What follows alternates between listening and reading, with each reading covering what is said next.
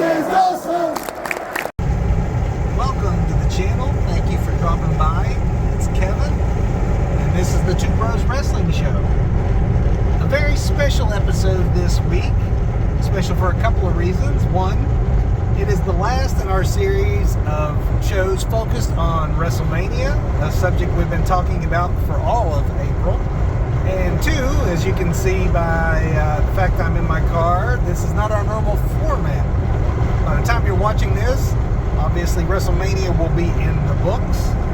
Winners and losers will be decided. We'll all be debating how good it was or how good it was not. You've probably already watched, hopefully, Doug's review of the show in our last episode. But as for me, at the time of this filming, I am on the way to the airport to fly out to Las Vegas. So this episode is going to be a video vlog where I'm going to take you with me as we go to WrestleMania in Las Vegas. It is my first time seeing WrestleMania in person. I'm going to go to SmackDown beforehand.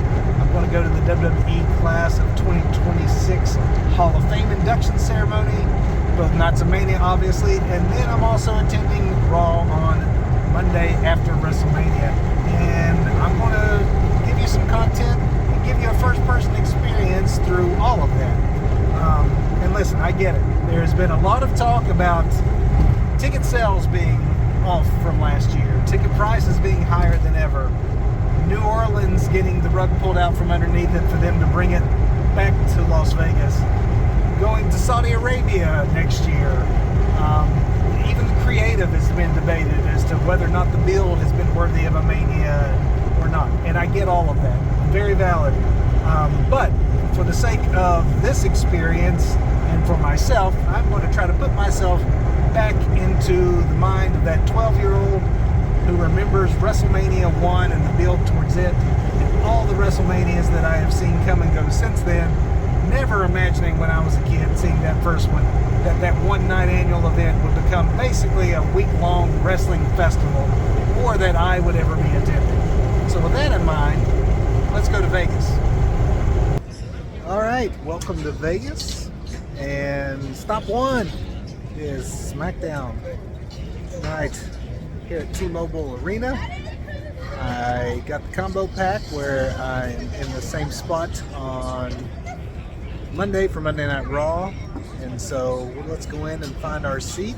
I can say already that wrestling is just everywhere, which is amazing. As soon as you step off the plane, you see advertisements, you see people walking around with shirts and belts, and everyone on my flight was coming to Mania, so it was just good to be surrounded by wrestling fans and being where wrestling truly takes over a city. As you can see here behind me, earlier today out here on the plaza, it looks like they did the kickoff show. We got in pretty late. I was tired, so we went and rested a little bit, went and saw the Wizard of Oz, something else I highly recommend at the Sphere. But now let's go see some wrestling, kick off this weekend of wrestling, WrestleMania, the right way. SmackDown coming up.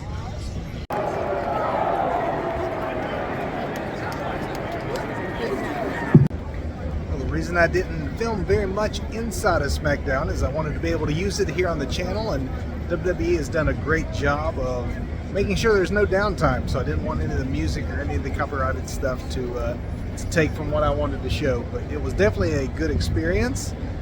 Different than any Raw or SmackDown I've been to before. I'm going to state the obvious here, and that obviously it was not about the matches. It was basically an appetizer for what is to come, which actually is kind of exciting when you are here for WrestleMania, that you can start to get a little pumped up beforehand. So the fact that it was the last chance to cook some of the angles and have some matches that otherwise could be on a Mania, but for various reasons, mostly because of time, was not. It is kind of impressive to see just how many people are not going to be on the card, whether it is because they're just momentum is stalled, like the Wyatt Six or the MFTs, heck, even Damian Priest, as well as the folks that you would expect could have been on, but just various factors. Your Tiffany Strattons is a little surprising. Obviously, Io Sky, who was not on the show tonight, but still is not there. But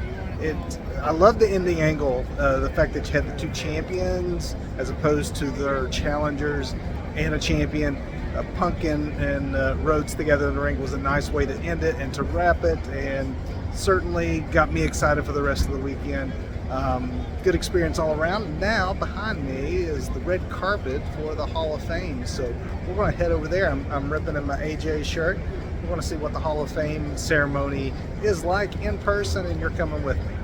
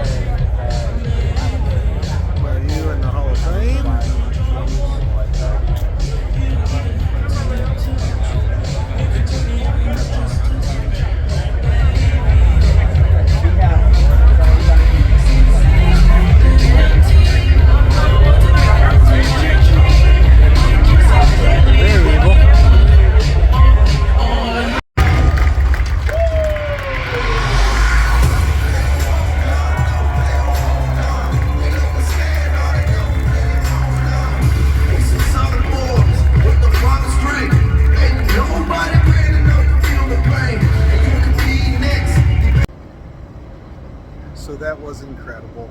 I have to say that the Hall of Fame experience is unlike any other wrestling event I have attended before. I would definitely say it's something you have to do at least once. And I was just so on most of this year's class. Obviously, the phenomenal AJ Styles is one of my favorite wrestlers of all time, so seeing him actually go on last was incredible and deserving. Stephanie did a fantastic job. Her speech was very memorable. The Worm was the Worm.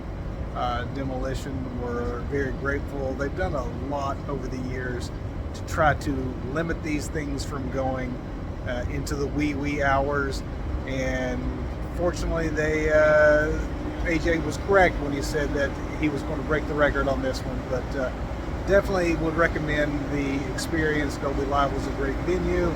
I would do it again. Now I got to catch a tram.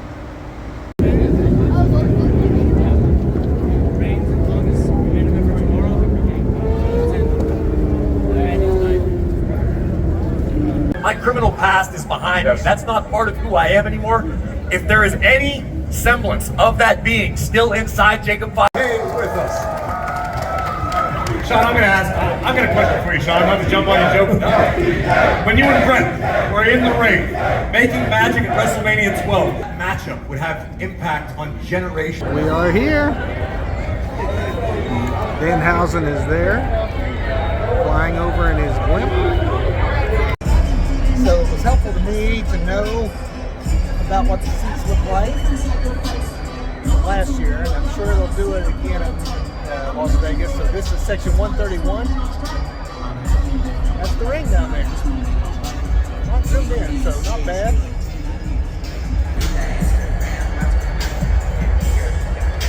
Pretty good for the entrances.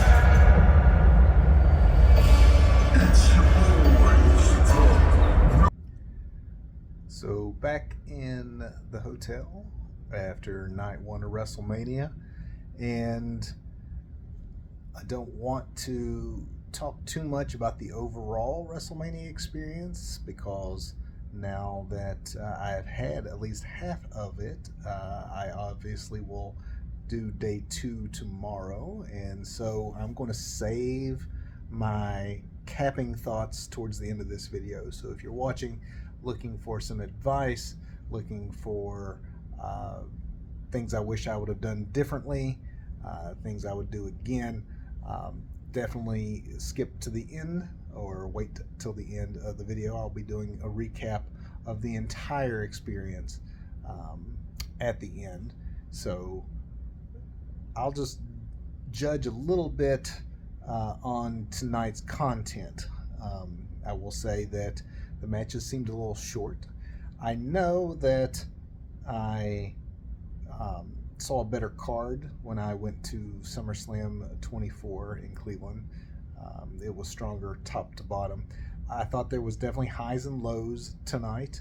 I know that Doug, by this point in time, you will probably have seen Doug's at-home review, but for the in-person experience, I will say that the crowd had two "This is awesome" chants all night, and I think the crowd was right in both instances. That being the absolute banger that was Gunther versus Seth. And then it also occurred in the main event, which I also thought was earned. I find it interesting seeing some of the criticism after the fact, because it definitely, the criticism that I'm seeing online does not necessarily match the reality of how it went over in the stadium. The opening match, harmless filler, honestly, but still harmless. Fun to get things kicked off. Nothing offensive about it, nothing memorable necessarily about it.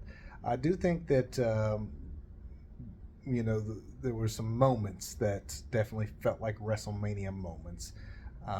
Paige making her return, first time in 8 years in the WWE ring.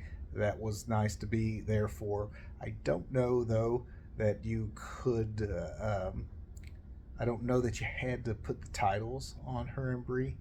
I think that just her returning alone would be a story that she didn't necessarily have to in her first match back win the tag champs with one of the Bellas in a non-traditional tag team when you had some other more permanent female tag competitors going tonight.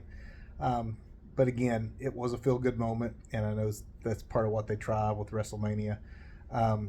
I'll say the biggest disappointment for me was probably AJ and Becky. I know that Doug and I in our preview had talked about their prior encounter underwhelming, and that we did not expect that to happen again because of the talent of the women involved and the bigger stage and wanting to make up maybe for the last time. But honestly, it underwhelmed again, and just maybe these two just don't have chemistry for whatever reason. Maybe AJ is a little rusty, even though she doesn't appear to be in some of her other encounters.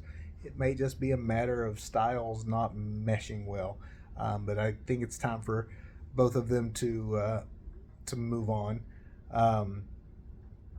Drew and Fatu definitely was hard hitting at the time. I thought, why? The only quibble, I guess, is the violence that was there did not produce any blood, which didn't seem necessarily as realistic. It was a little on the short side, like a lot of the content was tonight, but they definitely worked hard, and it was a good match. Later on, we find out why they didn't bleed, and I'll get to that in a moment. The first, though, really, it was Seth and Gunther that was given enough time and told a story. And as I was texting Doug at the time, I'm like, okay, you don't necessarily need the best build because there was no real build for this match. You just need two men as talented as these two, put them on this big stage, and there you go. Definitely my match of night one. I thought Liv and Stephanie did a good job as well. That was a good follow-up match. Could have used a little more time, but I thought it was a good match, and Liv is going to be a great champion again. I love the Bianca surprise. That was a great, just feel-good WrestleMania moment. One of those things where she did the Beyonce type reveal, and it was one of those things I'm sure they'll play for a while. And just a little bit about the main event. So that was a split house. Well, it was not 50-50 split. I would say 70-30 split. It was a weird dynamic that you've seen in the build. If Pat McAfee was involved, the fans hated it, even if Randy was endorsing it. If Randy was just by himself, they loved Randy, they hated Pat. So I thought that WWE did a good job of removing the celebrities out of the way to begin with. They probably didn't need to, after doing that, bring them back, because by that point they were out of the picture. People were happy that Pat was gone. And then you had a really good match that was building. This is when we get the "this is awesome" chance that, again, I think was deserved. They maybe got a little too clever with the ending. I did not hate it, the way that some are online talking about. Yes, it's ridiculous that Pat comes out in a referee shirt, but it's wrestling. He's out in a neck brace, pretending that he's, more hurt by Jelly Roll than he obviously is. I didn't take it that he actually thought what he was doing was official. I thought he was trying to heelishly get away with something. And it's almost comical that if you're trying to get away with something, thinking that you can just put a referee shirt on and that you will now be official somehow. Why wouldn't you just go ahead and count 3 whether shoulders came up or not?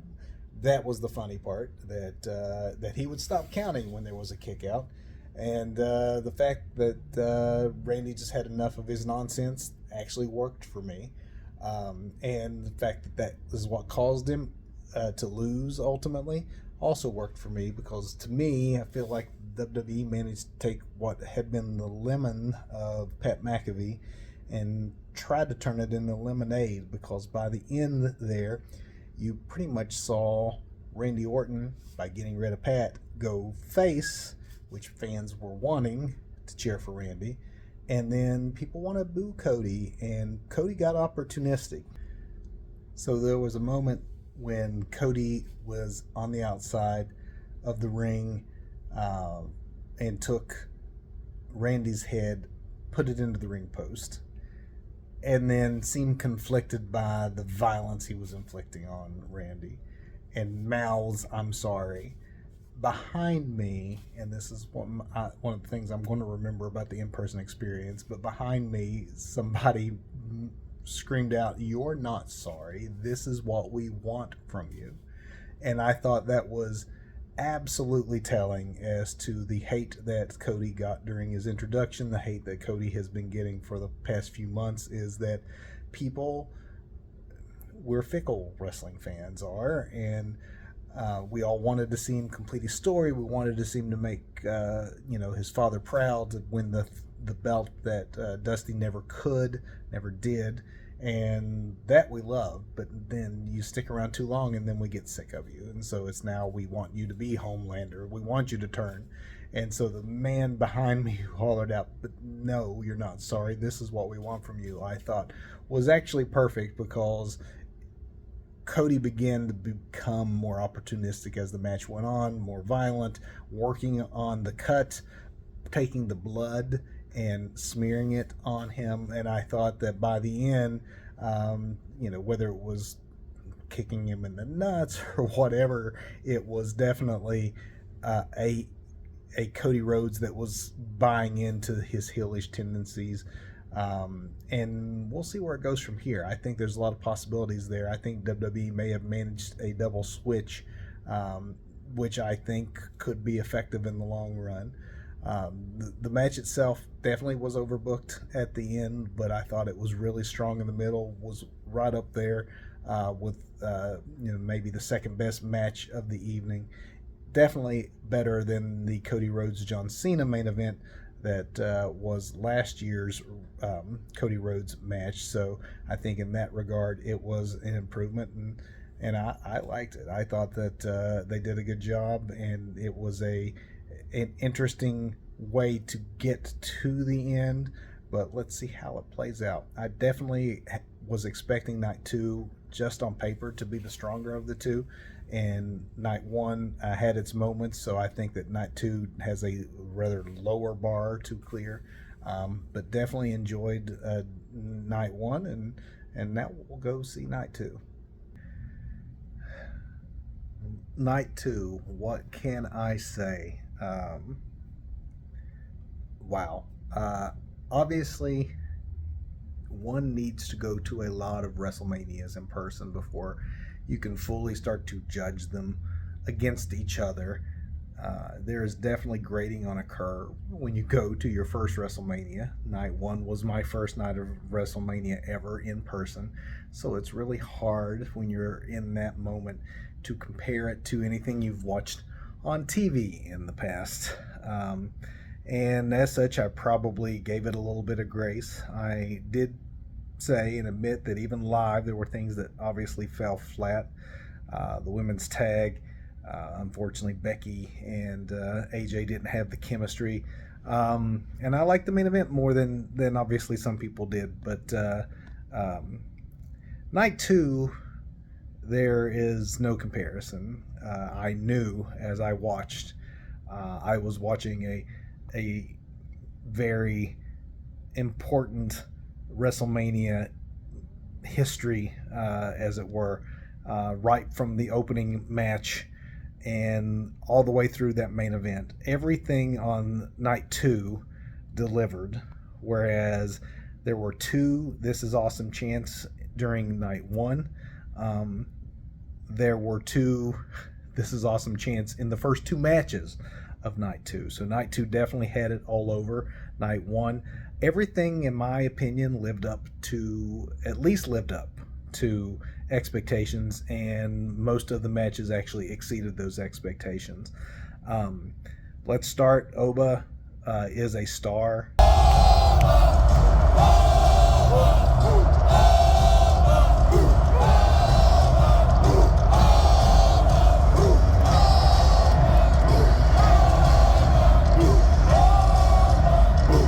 That is obvious from the moment you saw him appear in NXT, but to give him the win over Lesnar, and it was simple, it was short, it was, though, very impactful, it was hard-hitting, exactly what it needed to be, and Oba must just really like this kid, because everyone had assumed that Gunther was going to be the man to retire Brock Lesnar.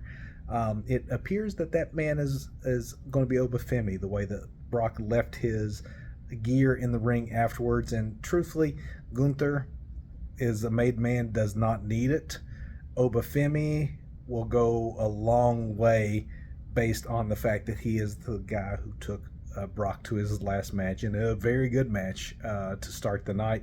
I knew from that moment that if they could just keep up the momentum with the second match, that had a good chance to keep rolling. I knew it had a good chance to do so when you have a ladder match. I know ladder matches can be spot fest, but when you end up with the number of talents that were in this, John Evans, Dragon Lee, the legendary Rey Mysterio, JD, like everybody turned out. Penta retained in a match that had some incredible risks, some incredible spots, another This Is Awesome chant, and just about as good as you could hope for a ladder match.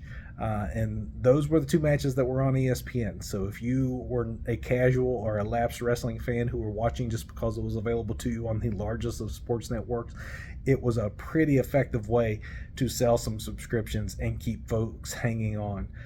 From there, we get Trick Williams coronated, as he should have been, over Sammy.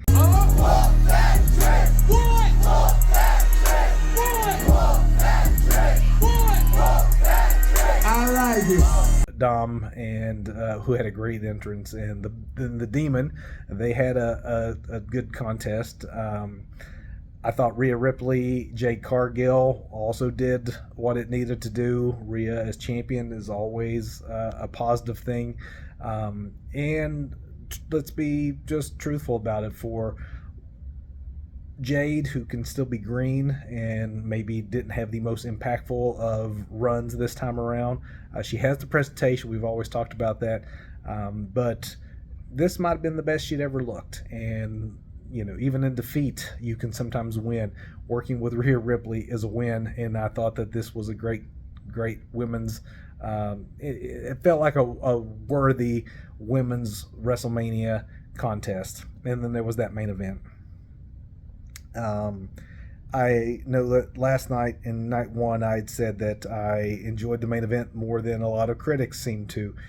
tonight I knew that based on the reaction, the very split reaction, the very engaged audience, in my section it was 50-50. People were just torn. Let's go, Roman! Let's go! And no one was quiet. Most of the match, everyone was standing clear to the top of the building. Everything was just epic in scope. And then I get back and find that I was not just caught up in the moment of being in the presence of the match, making it seem better than it was. It feels like most critics are agreeing that we'd witnessed one of the better WrestleMania main events in some time, if not ever. It could go down as one of the all-time greats. Both men worked hard, and I think that even though last night's main event was good, in my opinion, I think the big difference that you can take away is that sometimes you don't need your Pat McAfee's, your jelly rolls, your convoluted, overbooked ref bumps and things. Sometimes you just need two professionals who are motivated and just let them go. And that's what WWE did, and these men delivered on the biggest stage possible. Roman Reigns is your new champion.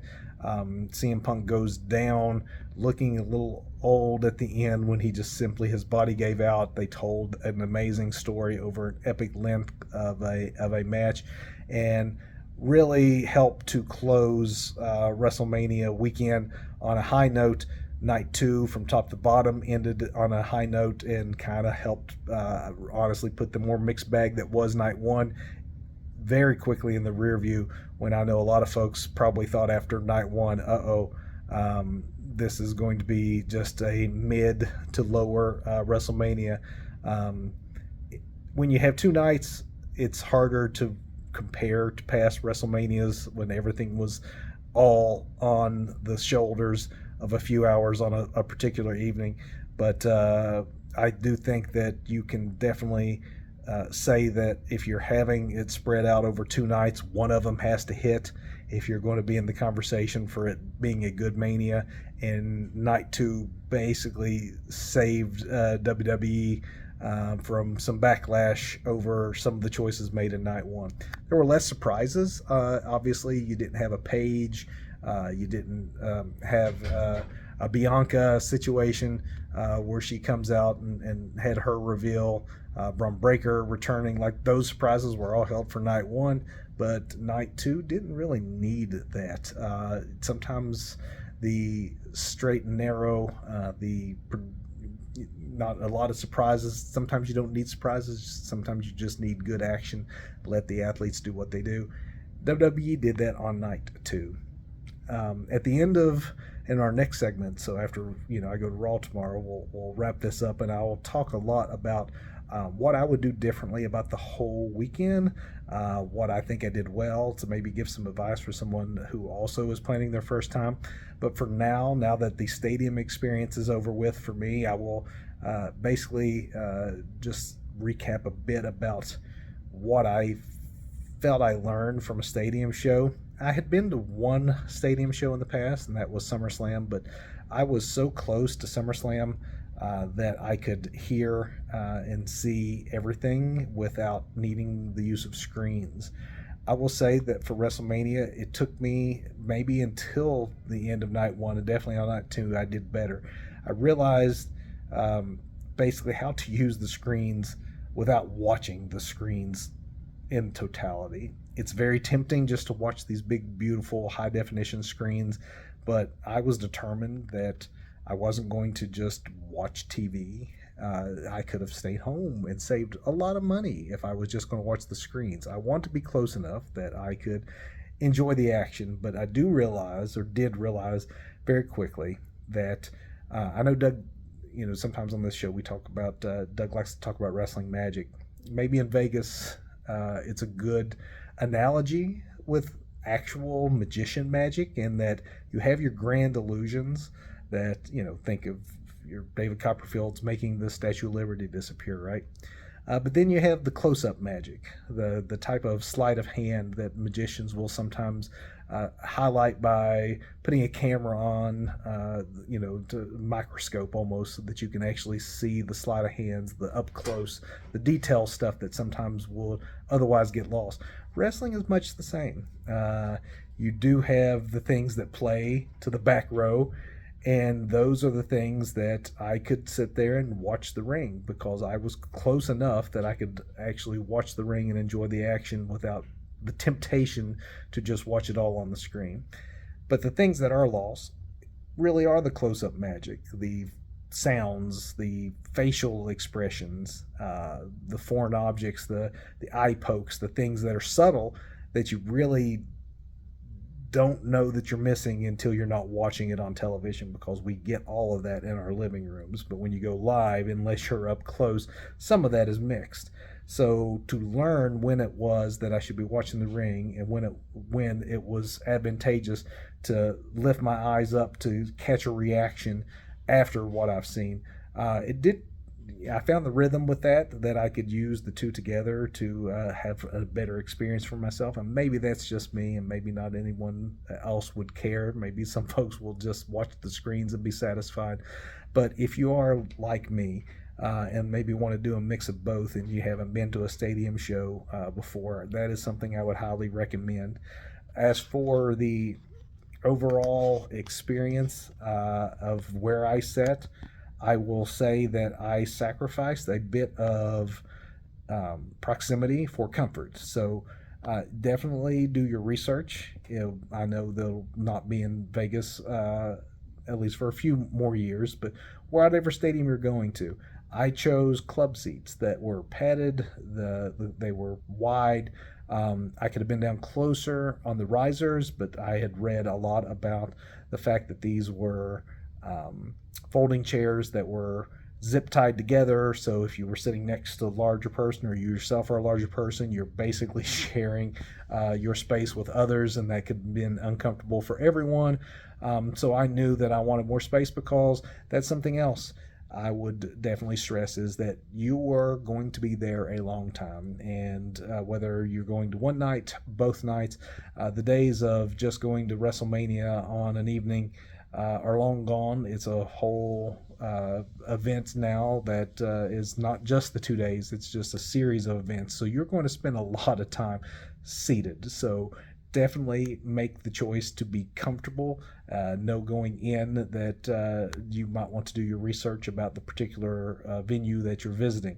I was very satisfied with the comfort and location of my chair, and would probably do something similar. I would want to be closer probably, but I will get into that in the last segment after we go to Raw. So just join me at Raw, and then we'll surmise the whole weekend after we start the new season of WWE with me tomorrow night.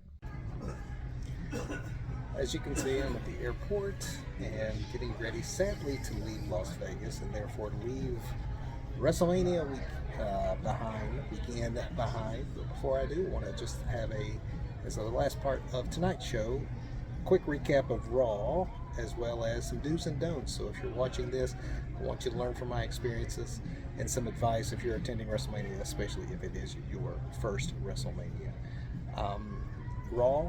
The Raw after WrestleMania has traditionally been a hot show. This was definitely the case this year. I do think some of the matches themselves were as good as, if not better than, some of what was on night one, especially, particularly the women's tag match to begin with. You also had the Obafemi mic drop, which was great.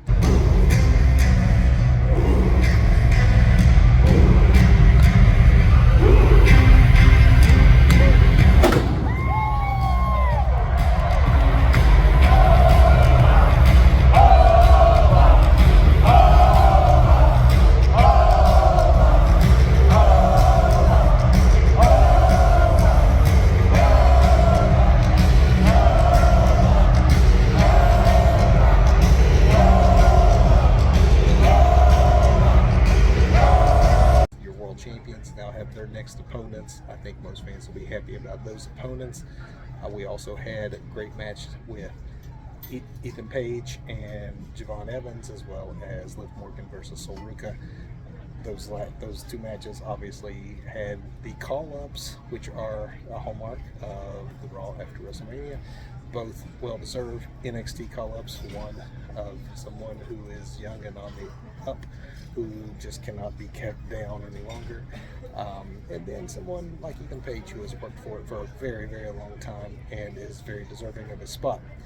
Definitely happy that I win, which takes us to the weekend as a whole, and what I would suggest and what I would advise against. Definite suggestion. One thing I wish I would have done is wait to buy tickets. I did not get tickets when they first went on sale. I didn't even realize I was going to go to WrestleMania until it was sort of a Christmas gift from my family encouraging me to go. And so at that point, tickets were on sale for about 2 months, but being afraid that I was already 2 months behind and needed to grab the best seat I could while I could, I bought a seat that I'm happy with, but looking back, I wish I would have just waited. And I would advise you to do the same.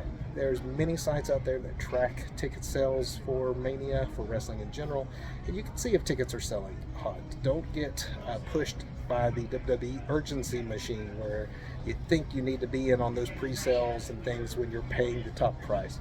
The days of this is the price, you either pay it or not, is long over. The dynamic pricing element has ruined ticketing for all entertainment, wrestling included.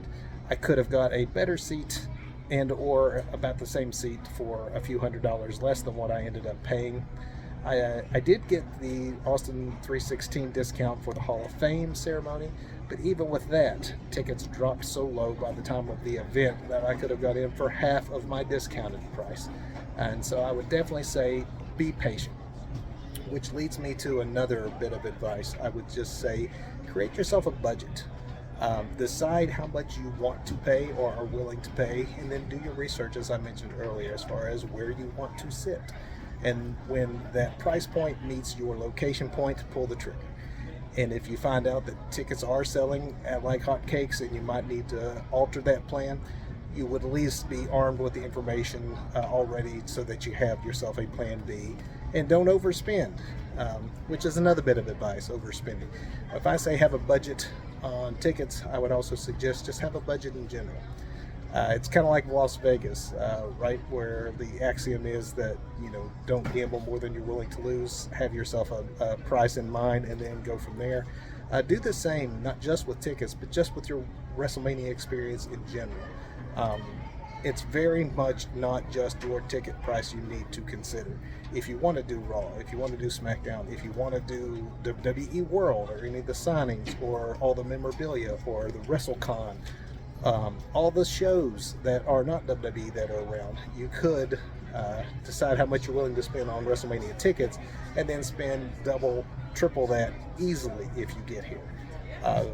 There was more than 50 independent shows happening this week. If I had to do it over, I would have gotten town a little bit sooner. I would have loved to have checked out the CMLL show. I would have loved to check out the Shimmer show. Schedule-wise, that didn't work out, so I would definitely look into doing that slightly differently. I would definitely recommend, though, Raw and SmackDown. I thought that they bookended the WrestleMania experience itself really, really well. The Hall of Fame is my jam, too. I love that kind of stuff. I love the old-timers. I love the speeches. I know some people think that's boring. I came in on a flight with a guy who thought it was boring.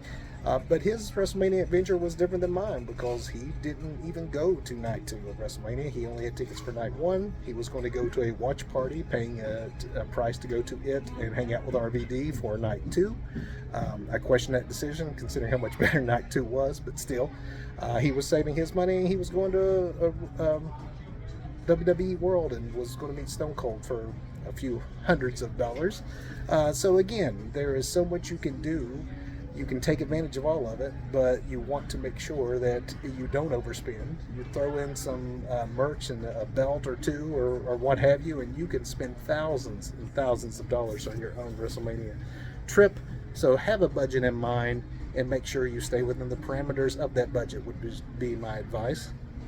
Another way of making sure you do so is take advantage of a lot of the inexpensive and or free wrestling events that happen as part of WrestleMania weekend. I went down early every day and stayed late every night after WrestleMania. If you have the stamina for that and the desire for that, there's a lot you can do that won't cost you anything.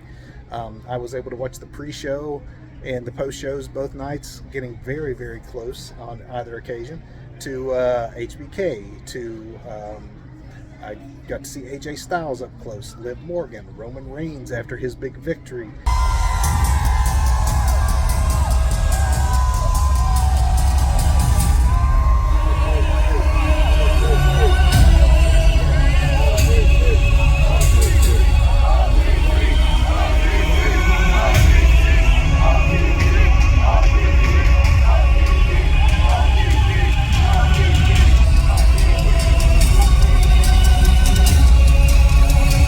Femi, Trick Williams, just all these superstars that you would otherwise be paying to see elsewhere, you can see pretty much up close and for free.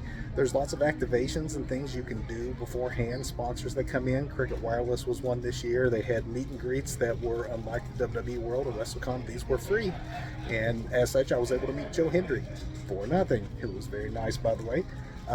So I would say make sure you take advantage of the things that are free, because otherwise you are going to be spending a lot of time and money chasing down every last wrestling thing that is going on. It could be almost overwhelming. And I guess that's part of why I will probably close by saying, you know, unlike just wrestling, my other lifelong love has been music, and so now that I've been to WrestleMania, I realize that it is very much like the music festivals that I always enjoy attending, just because there's so much to do other than the main reason that you're going. Other bands to see, activities to do, money to spend, the community that is created around those music festivals. Well, it definitely felt like a wrestling community for me this week. When you see wrestling take over an entire city, when you see people walking around in the shirts with the belts, all like at the activities, as I said, more than 50 non-WWE events happening around town. It just felt like you were amongst your people. Everyone was kind and nice, and you know, you got acknowledged for your shirts, and everyone was, you know, not self-conscious, which sometimes we are made to feel as wrestling fans, is we have to apologize that for that which we love, to be surrounded by, you know, literally tens of thousands, if not more, of wrestling fans for the entirety of the week. You definitely felt like you were among your people, and you did not have to make apologies for loving this great sports entertainment activity that we all do, that we call pro wrestling. And would I go again? I would hate to think that I never go to a WrestleMania again. Probably won't make it to the one in Saudi Arabia. Would do some things differently, but for the most part, I would do quite a bit of what I did the same, outside of the few things I just outlined. So I would definitely recommend, if you are on the bubble, have never gone, even if you don't know if it's the thing for you, it's kind of a bucket list thing. Go at least once in your life and find out for yourself what you think. With that, I guess it's time to get on a plane and say goodbye to Las Vegas, and to all of you, thank you for tuning in for this special edition of the Two Bros Wrestling Show. We will be back with our normal format next week. If this is the first time you're watching just for the video blog we have going here, I hope you become a regular viewer. Check us out again. Would appreciate it. Give us a like, give us a comment, let us know what you think. Go see WrestleMania in person sometime.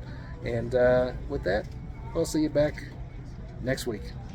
Thank you. Roman Reigns, coming